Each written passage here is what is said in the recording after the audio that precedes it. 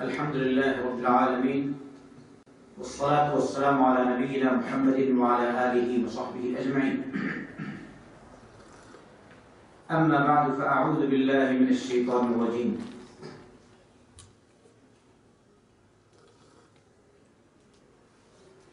ولئن سألتهم ليقولن إنما كنا نخوض ونلعب قل أبالله وآياته ورسوله كنتم تستهزئون لا تعتذروا قد كفرتم بعد إيمانكم إن نعف عن طائفة منكم نعذب طائفة بأنهم كانوا مجرمين. মানুষ যদি মুসলমান থাকে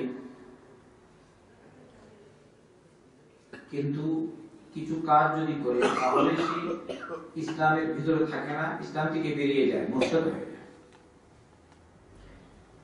কয়েকটি কাজ, যেসব কাজ করলে মানুষ ইসলামের ভিতরে থাকে না, তা থেকে কয়েকটি কাজ সম্পর্কে আজকে আলোচনা করা হবে। প্রথমেই আমরা জানি আল্লাহর সাথে শিরক। শিরক করলে মানুষ মুসলমান থাকে না, কাফের হয়ে যায়, মুরতাদ হয়ে যায়। এই শিরক ছোট শিরক হতে পারে বা বড় শিরক। বড় শিরক হলে কাফের, মুরতাদ। ছোট শিরক হলে কাফের হয় না, কিন্তু মহাপাপী। বড় শিরক সম্পর্কে রব্বুল আলামিন বলেছেন, ইন্নাল্লাহা লা ইয়াগফিরু আন ইউশরাকা বিহি ওয়া ইয়াগফিরু মা দুনা যালিকা লিমান ইয়াশা ওয়া মান ইউশরিক বিল্লাহ ফাকাদ দাল্লা দালালান বাঈদা ওয়া মান ইউশরিক বিল্লাহ ফাকাদ ইফতারা ইসমান আযীমা। আল্লাহ শিরক গুনাহ মাফ করেন না। শিরক চেয়ে কম মানের গুনাহ আল্লাহ যার জন্য চান তাকে মাফ করবেন, আর যে আল্লাহর সাথে শিরক করলো সে পথভ্রষ্ট হয়ে অনেক দূরে চলে গেল। যে শিরক করলো সে আল্লাহর উপর মহা অপবাদ দিল। অন্যত্র রব্বুল আলামিন বলেছেন সূরা মায়েদার 72 নম্বর আয়াত, লাকাদ কাফারা আল্লাযীনা ক্বালু ইন্নাল্লাহা হুয়াল মাসীহ ইবনে মারইয়াম وقال المسيح يا بني إسرائيل اعبدوا الله ربي وربكم إنه من يشرك بالله فقد حرم الله عليه الجنة ومأواه النار وما للظالمين من أنصار. নিশ্চয় তারা কাফির হয়েছে যারা বলল মসীহ ইবনে মারইয়াম হচ্ছেন আল্লাহ। নাউযু বিল্লাহ। ইন্নাল্লাহা হুয়াল মাসীহ ইবনে মারইয়াম।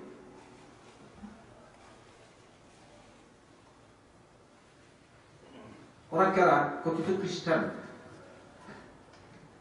খ্রিস্টানদের মধ্যে কেউ কেউ বলে, যেভাবে আয়াতে আল্লাহ বলেছেন মসীহ ইবনে মারইয়াম ঈসা আলাইহিস সালাম সরাসরি আল্লাহ। ইন্নাল্লাহা হুয়াল মাসীহ ইবনে মারইয়াম। অথচ মসীহ ঈসা আলাইহিস সালাম নিজে বলেছেন ইয়া বনি ইসরাঈল উ'বুদুল্লাহ রাব্বি ওয়া রাব্বাকুম। তোমরা ইবাদত করো আল্লাহ যিনি হলেন আমার রব আর তোমাদের রব। আর আমাদের রব কে? আল্লাহ। আমার রব আল্লাহ, আপনার রব আল্লাহ। সবার বিশ্বাস আছে? ইনশাআল্লাহ। লা ইলাহা ইল্লাল্লাহ। যদি একটু ব্যতিক্রম থাকে তাহলে আমরা মুসলমান না। ভালো করে বিশ্বাস হতে হবে আল্লাহই আমাদের রব, আল্লাহ ছাড়া আর কেউ আমাদের রব না।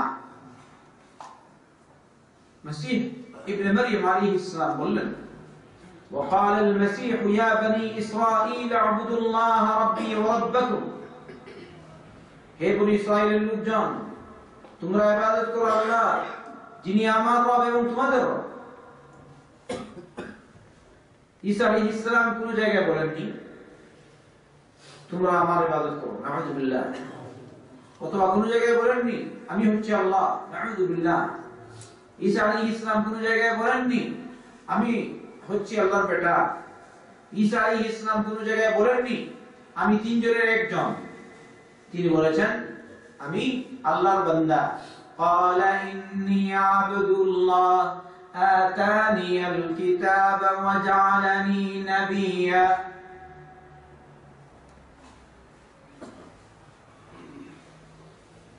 ঈসা আলাইহিস সালাম বললেন আমি আল্লাহর বান্দা, আল্লাহ আমাকে কিতাব দিয়েছেন আর নবী বানিয়েছেন। এই হচ্ছে ঈসা আলাইহিস সালামের কথা। কিন্তু তারা পরবর্তীতে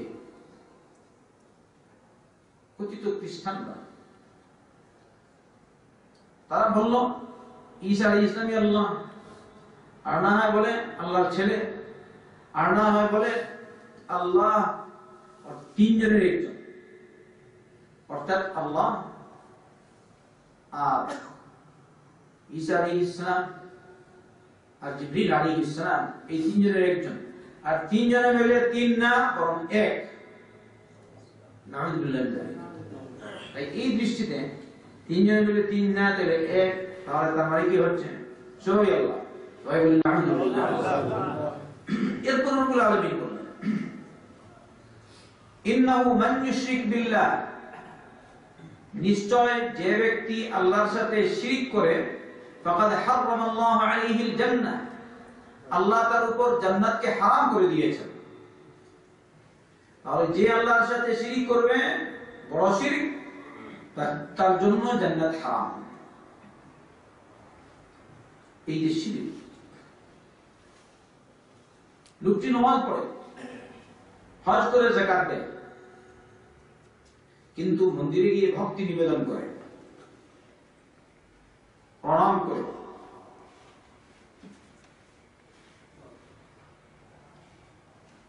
মন্দিরে গিয়ে দেবীর সামনে, দেবতার সামনে এরকম ভক্তি নিবেদন, তাহলে সে আল্লাহর সাথে শিরক করলো কিনা?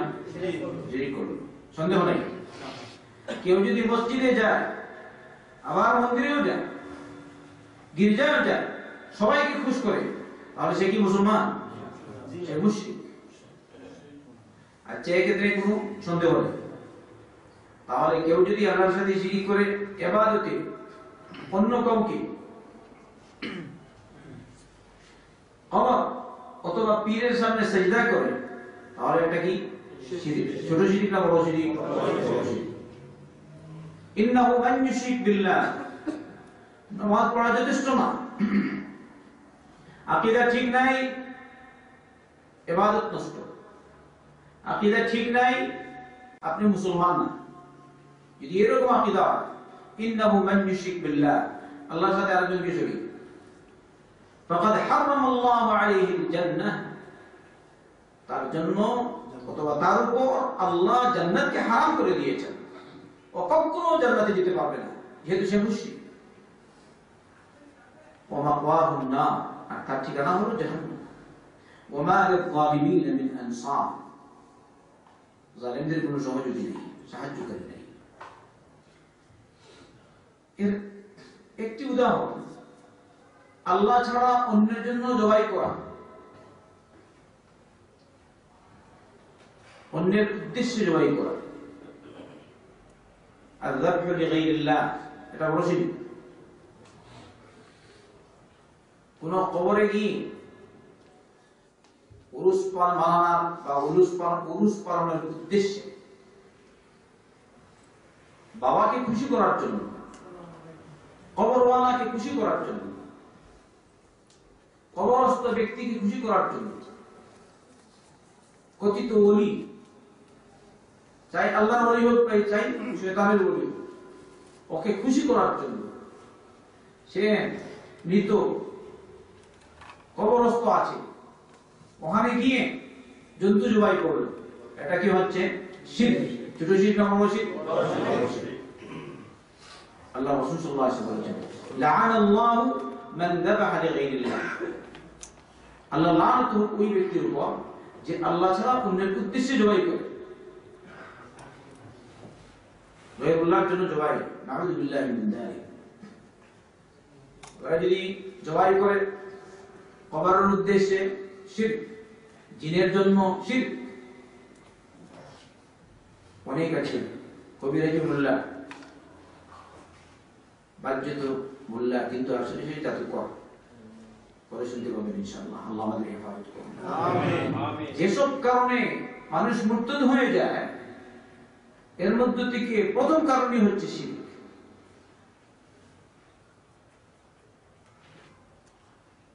আর এর সাথে কুফরি, বড় কুফরি।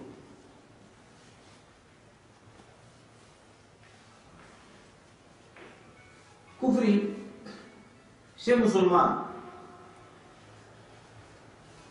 বাহ্যত মুসলমান, বলে আশহাদু আল্লা ইলাহা ইল্লাল্লাহ ওয়া আশহাদু আন্না মুহাম্মাদান আবদুহু ওয়া রাসূলুহু, বলে কোরআন মানি, কিন্তু মুহাম্মদ রাসূলুল্লাহ সাল্লাল্লাহু আলাইহি ওয়াসাল্লামকে সর্বশেষ নবী মানে না। মুহাম্মদ সাল্লাল্লাহু আলাইহি ওয়াসাল্লামকে সর্বশেষ নবী মানে না, বলে তিনি নবী কিন্তু সর্বশেষ নবী না। যেভাবে বাংলাদেশে একটি দল আছে ফিরকা কাদিয়ানী, আছে কিনা? ওরা সবাই কাফের। আপনার আকীদা কি? সবার আকীদা কি আছে?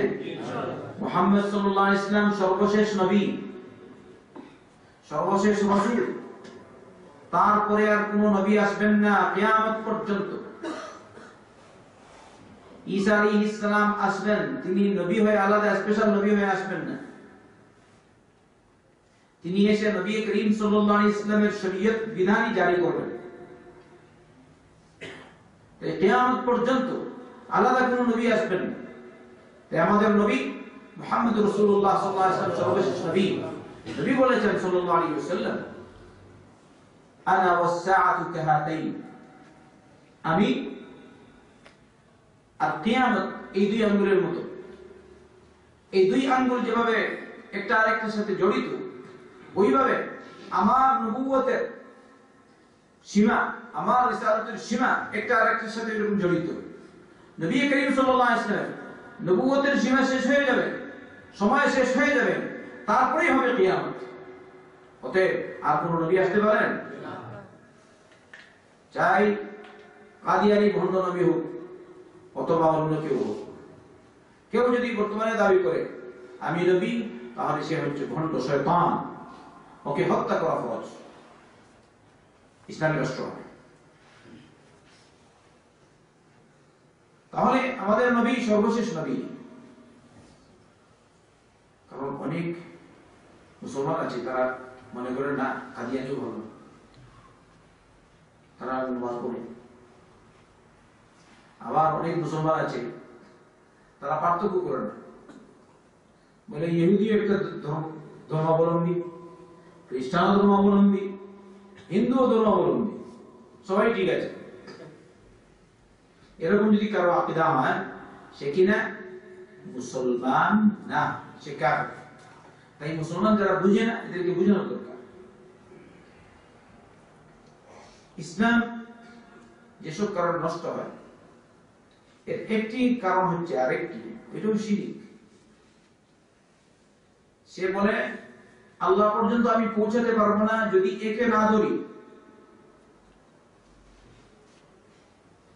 এই ব্যক্তি আমাকে আল্লাহ পর্যন্ত পৌঁছাবে। তাহলে বোঝা গেল আল্লাহ এই ব্যক্তির মুখাপেক্ষী। আল্লাহ কি কারণ মুখাপেক্ষী? আল্লাহ কি আরেকজনের ঠিক আছে? আরেকজন না হলে আল্লাহ কি চলতে পারবে না? আল্লাহ কি জিবরিলের মুখাপেক্ষী? আল্লাহ কি মালাকুল মউতের মুখাপেক্ষী? আল্লাহ কি মালিকের মুখাপেক্ষী? আল্লাহ কি রিজওয়ানের মুখাপেক্ষী? আল্লাহ কি মালাকুল মউতের মুখাপেক্ষী? আল্লাহ কি আরশের মুখাপেক্ষী? আল্লাহ কি কুরসির মুখাপেক্ষী?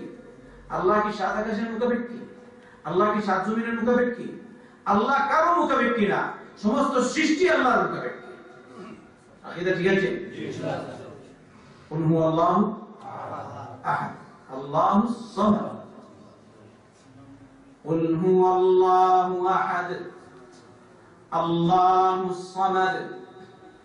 কুল হুয়াল্লাহু আহাদ আল্লাহুস সামাদ। লাম ইয়ালিদ ওয়া লাম ইউলাদ ওয়া লাম ইয়াকুল লাহু কুফুয়ান আহাদ। তাহলে আমাদের আল্লাহ কার মতো?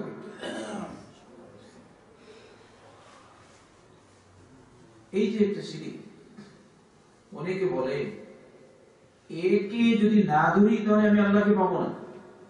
এইটা আগের জমানায় মুশরিকরা এরকমই বলত। সূরা জুমারের 3 নম্বর আয়াত, তারা বলতো والذين اتخذوا من دونه أولياء ما نعبدهم إلا ليقربونا إلى الله زلفى। যারা আল্লাহ ছাড়া অন্যকে ওলি হিসেবে মেনেছে, গ্রহণ করেছে, তারা বলে আমরা এদের ইবাদত করি এজন্য যেন ওরা আল্লাহ আমাদেরকে আল্লাহর কাছে পৌঁছিয়ে দেয়। তাহলে ওরা সরাসরি মুশরিকরা এদের পূজা করে না। কার পূজা করে? আসলে তাদের কথা মোতাবেক উদ্দেশ্যকে আল্লাহ, কিন্তু এদের পূজা করে কেন? যেন এরা আল্লাহ পর্যন্ত তাদেরকে পৌঁছায়। তাহলে বর্তমান জমানায় যারা কবর পূজা করে তাদেরকে যদি আপনি জিজ্ঞেস করেন এইসব কবরের কেন পূজা করো, যারা পীর পূজা করে তাদেরকে যদি জিজ্ঞেস করেন আপনি পীর ধরলেন কেন, পীর পূজা করলেন কেন, তখন তারা বলবে এদের ছাড়া আমরা আল্লাহ পর্যন্ত পৌঁছাতে পারবো না। তাহলে ওই আগের জমানার মুশরিকের কথা আর বর্তমান জমানার মুশরিকের কথা এক হলো না? ভালো করে বুঝবেন। তাহলে পীর ধরার প্রয়োজন আছে? পীর কি করবে? নবীর তরিকা মানে না, আবার বলেন পীর। আস্তাগফিরুল্লাহ আল-আযীম। والذين اتخذوا من دونه أولياء ما نعبدهم إلا ليقربونا إلى الله زلفى এরা কি বলেছে আল্লাহ? আলা লিল্লাহিদ দীনুল খালিস, আল্লাহর জন্য হচ্ছে খালিস দিন, নির্বিচার দিন, নিখুঁত দিন, যার মধ্যে কোনো খুঁত নেই। তাহলে আল্লাহর যে দিন, এই দিনে আল্লাহ ছাড়া আর কাউকে যদি মানেন রব হিসাবে, তাহলে আপনি কি থাকলেন না? মুসলমান থাকলেন না, মুওয়াহিদ মুমিন থাকলেন না, আপনি হয়ে গেছেন মুশরিক। ওয়ামা উমিরু ইল্লা লিয়াবুদুল্লাহ মুখলিসিনা লাহুদ-দীন হুনাফা ওয়া ইউকিমুস সালাতা ওয়া ইউতুজ যাকাতা ওয়া যালিকা দীনুল কাইয়্যিম। যেসব কারণে মানুষ ইসলাম থেকে বেরিয়ে যায়, মুরতাদ হয়ে যায়, মুশরিক হয়ে যায়, কাফের হয়ে যায়, তার একটা কারণ হলো মুশরিকদেরকে সে কাফির বলে না, অথবা সন্দেহ পোষণ করে ওদেরকে কি রকম মুশরিক করব। কোরআন সুন্নাহর দৃষ্টিতে যার ব্যাপারটি পরিষ্কার সে মুশরিক, এর ক্ষেত্রে সন্দেহ পোষণ করো কুফর বা কুফরি। আপনি আল্লাহর দ্বীনের ভিতর থাকতে পারবেন না। একটা কাফের আপনি জানেন, ও কাফের জানেন না, মুশরিক। আপনি যদি বলেন না তার মধ্যে কিছু আছে, তাহলে এই অবস্থায় কিরকম আপনি মুসলমান হবেন? সে কি করে? কি আছে তার কাছে? কিছুই নাই, কিন্তু তারা বলে না কিছু আছে। কি কি কিছু আছে?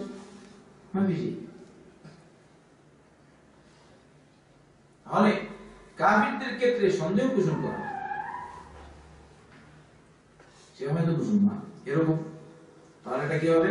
কুফরি, আপনি দিন থেকে খারিজ। আরেকটি কারণ হলো যদি কেউ বিশ্বাস করে আল্লাহ রাসূল সাল্লাল্লাহু আলাইহি ওয়াসাল্লামের আনিত শরীয়ত,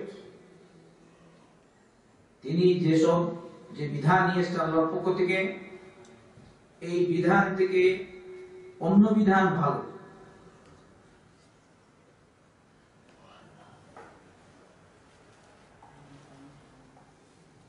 কার্ল মার্ক্সের বিধান ভালো, লেনিনের বিধান ভালো,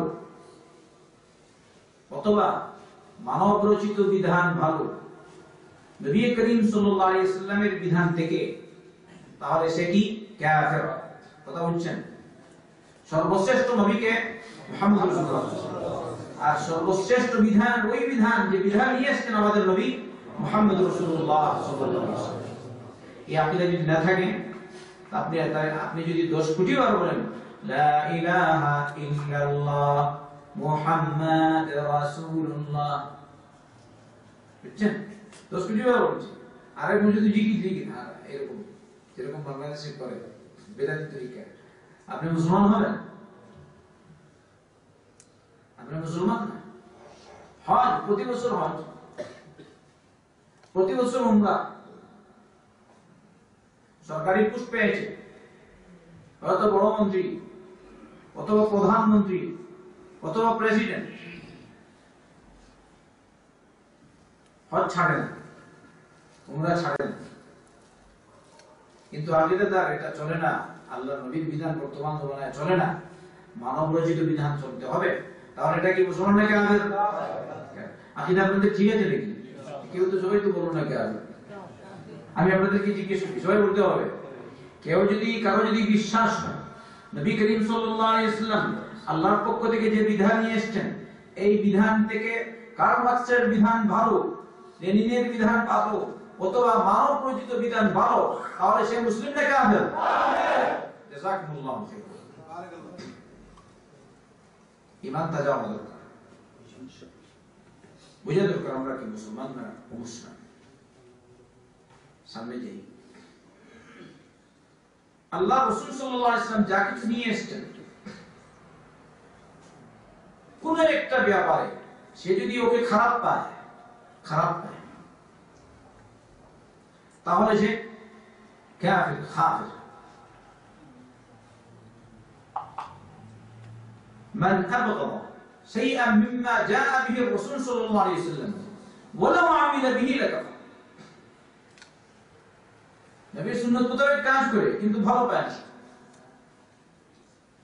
মসজিদে যায় নামাজ পড়ে, কি করব যদি নামাজ না পড়ি তাহলে মানুষ বলবে হ্যাঁ অত বড় হয়ে গেছে, এই জন্য যায়। তাহলে এটা মুসলমান না কাফের? ভালো করে বুঝতে হবে। আচ্ছা, একদার বুঝে গেল।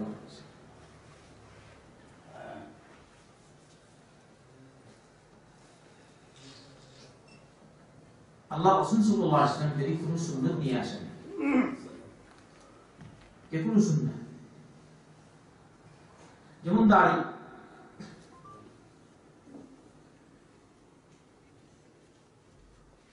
দাড়ি সে রেখেছে কিন্তু খারাপ পায়,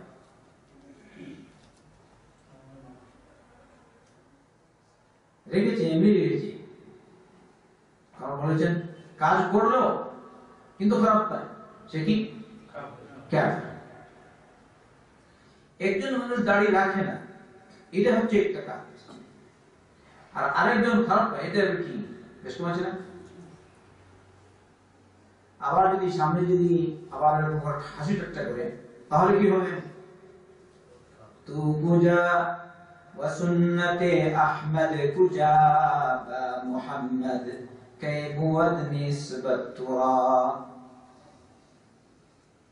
এমনি বলে দিয়েছেন নবীর প্রেমের প্রেমিক সাল্লাল্লাহু আলাইহি ওয়াসাল্লাম। কিন্তু নবীর সুন্নতকে সে মন থেকে মানছে না, এমনি ভাবে আমল করছে। সালাত পড়ে বটে কিন্তু সালাতকে ভালো পায় না, আযান দেয় বটে আযানকে ভালো পায় না, হজ করে বটে হজকে ভালো পায় না, সিয়াম রাখে বটে কিন্তু সিয়ামকে ভালো পায় না, যাকাত দেয় বটে যাকাতকে ভালো পায় না। আমরা কি করব? টাকা পড়ে দিচ্ছি। মুসলমান না কাফের? কাফের।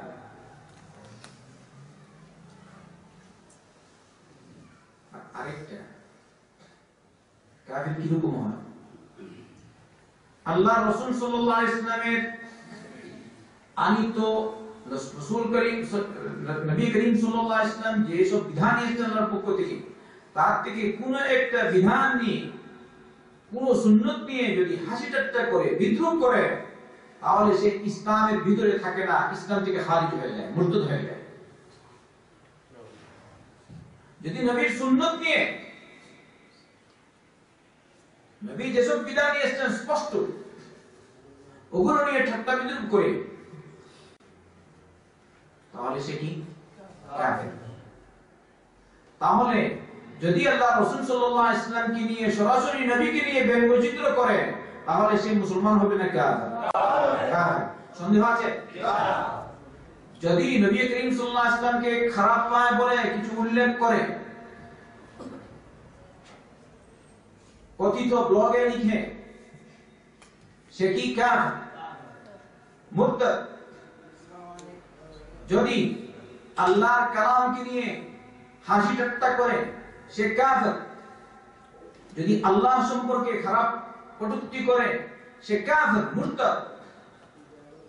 নাম যদিও হয় আব্দুল্লাহ, নাম যদিও হয় আব্দুল করিম, অথবা নাম যদিও হয় উম্মুক আর তমুক, মুসলমানের নাম, কিন্তু আল্লাহর শানে এরকম বেয়াদবি করে, নবী করিম সাল্লাল্লাহু আলাইহি ওয়াসাল্লামের শানে এরকম বেয়াদবি করে, সে মুসলমান না, সে কাফের।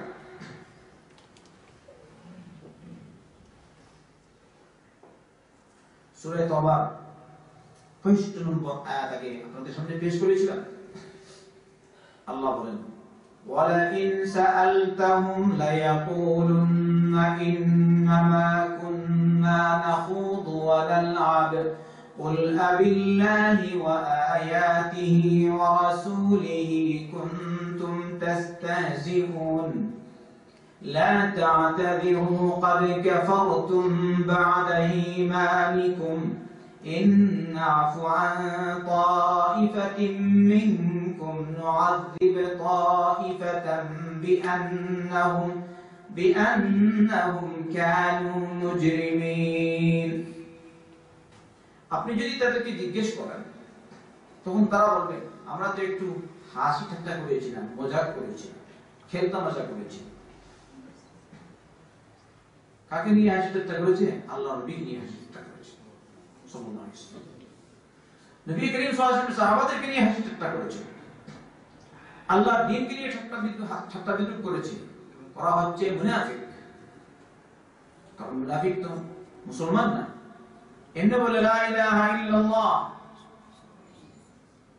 দ্বিতীয় নম্বর কালিমা মুহাম্মাদুর রাসূলুল্লাহ, এমনি বলে, কিন্তু মনে বিশ্বাস নেই। আসে নওয়াজে পড়ে, কিন্তু মনে আল্লাহর প্রতি বিশ্বাস নেই, নবী করিম সাল্লাল্লাহু আলাইহি ওয়াসাল্লামের প্রতি বিশ্বাস নেই। মুনাফিক।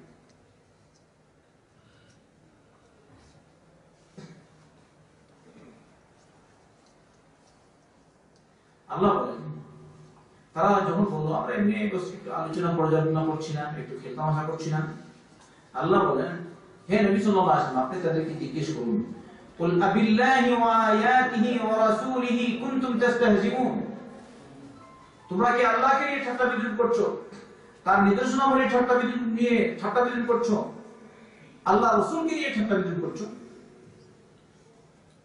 তাহলে কি বোঝা গেল? আল্লাহকে নিয়ে ঠাট্টা বিদ্রূপ করলে সে মুসলমান না কাফের? আল্লাহর কোন নিদর্শন নিয়ে ঠাট্টা বিদ্রূপ করলে মুসলমান না কাফের?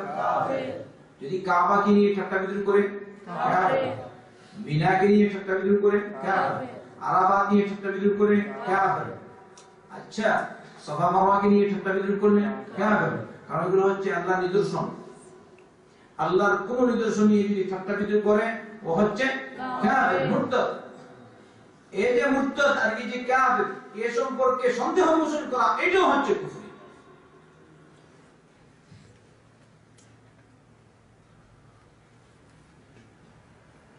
আল্লাহ বলেন, লা তা'তাযিরু ক্বাদ কাফারতুম বা'দা ঈমানিকুম, ওইসব মুশরিকদেরকে, কাফিরদেরকে, মুনাফিকদেরকে বললেন, তোমরা উযর পেশ করো না, তোমরা ঈমান আনার পরে কাফির হয়ে গেছো।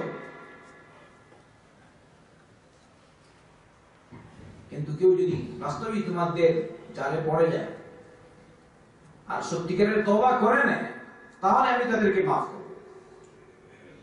আল্লাহ বলেছেন, যদি কেউ এরকম ওরা বুঝে নিম্নে বলে দিয়েছে, তারা ওদেরকে কি না, কিন্তু তোমাদের মতো যারা কাফের, বাস্তবেই অমুক আর তমুক, যারা এখন জড়ো হয়েছে কথিত শাহবাগে, যেসব নাস্তিকরা আল্লাহ রাসূল সাল্লাল্লাহু আলাইহি ওয়াসাল্লামকে নিয়ে ঠাট্টা বিদ্রূপ করেছে, নবীকে নিয়ে ব্যঙ্গচিত্র করেছে, বাংলার মুসলমান কোন জায়গায় আছে? আবার এরকম বড় লোকজন তাদের সহযোগিতা করে। ইসলাম ভঙ্গের আরেকটি কারণ হচ্ছে মুশরিকদেরকে, নাস্তিকদেরকে সাহায্য করা। যারা মুশরিকদেরকে সাহায্য করে ইসলামের বিরুদ্ধে, মুসলমানদের বিরুদ্ধে, তারাও কাফির, তারাও মুর্তাদ। ভালো করে বুঝবেন, যারা নাস্তিকদের সহযোগিতা করে, মুদাহারাতুল মুশরিকিন ওয়া মুআওয়ানাতুহুম আলাল মুসলিমিন, মুসলমানদের বিরুদ্ধে যারা নাস্তিকদের সহযোগিতা করে, তারাও কাফির, তারাও মুর্তাদ। অতএব মুসলমান হলে ফিরে এসো আল্লাহর পথে, মুসলমান হলে আল্লাহর দ্বীনের দিকে চলে এসো। আল্লাহ বলেছেন, ইয়া আইয়ুহাল্লাযীনা আমানু লা তাত্তাখিযুল ইয়াহুদা ওয়ান নাসারা আউলিয়া বা'দুহুম আউলিয়াউ বা'দ ওয়া মান ইয়াতাওয়াল্লাহুম মিনকুম ফাইন্নাহু মিনহুম ইন্নাল্লাহা লা ইয়াহদিল কওমায যালিমিন। হে ইমানদারগণ, লা তাত্তাখিযুল ইয়াহুদা ওয়ান নাসারা আউলিয়া, তোমরা ইহুদি নাসারাদেরকে ওলি বানাও না, বন্ধু বানাও না, অভিভাবক বানাও না, দোস্ত বানাও। বা'দুহুম আউলিয়াউ বা'দ, ওরা একজন আরেকজনের বন্ধু। তাহলে যে নাস্তিক, নাস্তিকেরা একটা আরেকটার বন্ধু। নাস্তিকদেরকে যারা সহযোগিতা করে, ওরা হচ্ছে একটা আরেকটার বন্ধু। কিন্তু তুমিও যদি দূর থেকে বলো না, এই সময়ে তাদের সাথে আমি থাকবো, আল্লাহ বলছেন, ওয়া মান ইয়াতাওয়াল্লাহুম মিনকুম ফাইন্নাহু মিনহুম, তোমাদের মধ্য থেকে কেউ যদি তাদেরকে বন্ধু হিসেবে গ্রহণ করে, তাহলে সেও তাদের একজন। স্পষ্ট কিনা? তাহলে নাস্তিকদেরকে যারা ভালো পায়, আল্লাহ রাসূল সাল্লাল্লাহু আলাইহি ওয়াসাল্লামের বিরুদ্ধে কটূক্তি করেছে, আল্লাহর কালামের বিরুদ্ধে কটূক্তি করেছে, আল্লাহর বিরুদ্ধে কটূক্তি করেছে, কাবাকে নিয়ে ঠাট্টা বিদ্রূপ করেছে, মা আয়েশা রাদিয়াল্লাহু আনহা সম্পর্কে কথা বলেছে, খাদিজা রাদিয়াল্লাহু আনহা সম্পর্কে কথা বলেছে, সাহাবায়ে কেরাম রাদিয়াল্লাহু আনহুম আজমাইনদেরকে নিয়ে ঠাট্টা বিদ্রূপ করেছে, নেক লোকদেরকে নিয়ে ঠাট্টা বিদ্রূপ করেছে, দাড়ি নিয়ে ঠাট্টা বিদ্রূপ করেছে, মুসলমানদেরকে নিয়ে ঠাট্টা বিদ্রূপ করেছে। ওরা মুসলমান না কাফের? এত সত্য তুমি বলো না, ওরা এরকম বলেনি,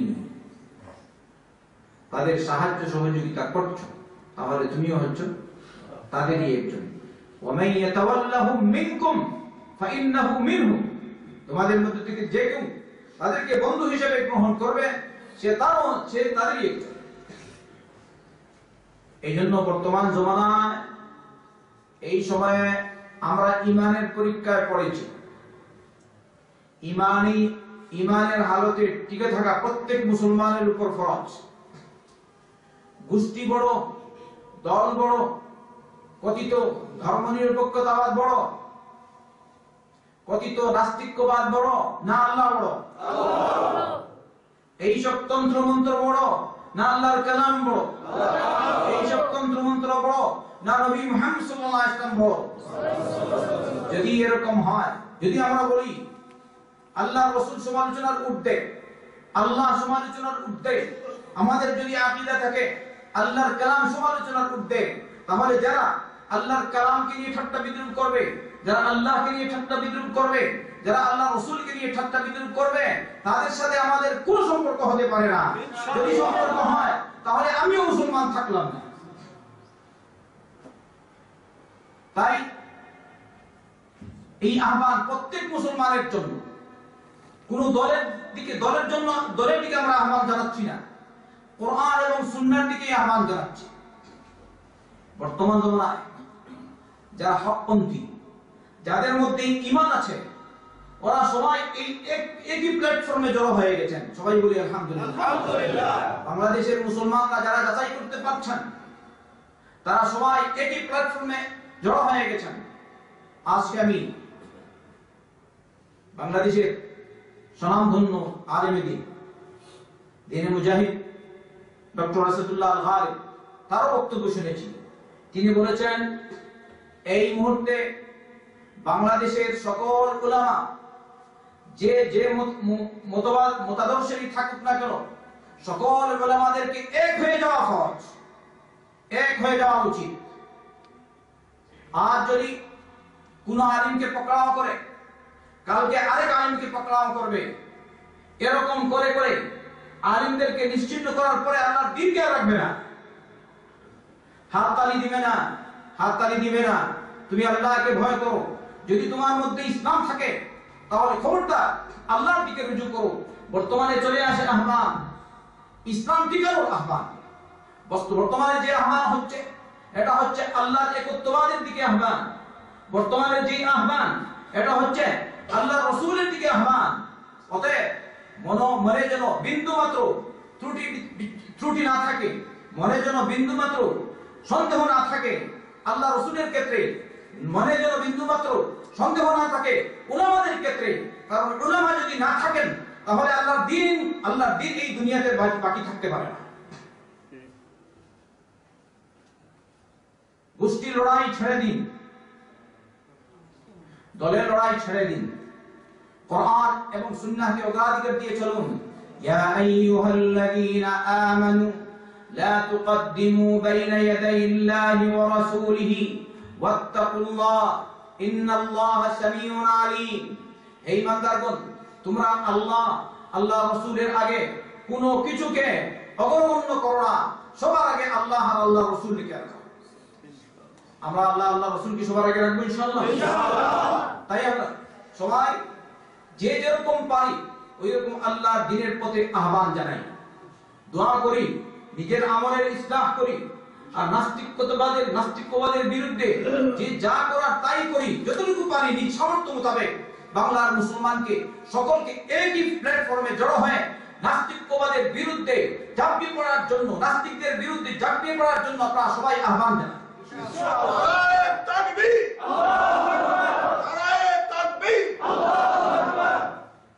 আল্লাহ আমাদেরকে হিদায়াত দান করুন। ইমানি জজবা, ইমান নাই ভাই, নবীকে নিয়ে ঠাট্টা বিদ্রুপ করছে আর আমি এমনি বসে আছি মসজিদে কোনা বসে। এমতে আজকে কালিম সাহেব বলছেন শুধু রব্বানা আতিনা ফিদ দুনিয়া হাসানা ওয়া ফিল আখিরাতি হাসানা বলেছে, এটা যথেষ্ট না। ইমানের পরীক্ষা আমরা পড়েছি, নবীর ইজ্জত রক্ষার জন্য আমাদেরকে ঝাঁপিয়ে পড়তে হবে ইনশাআল্লাহ।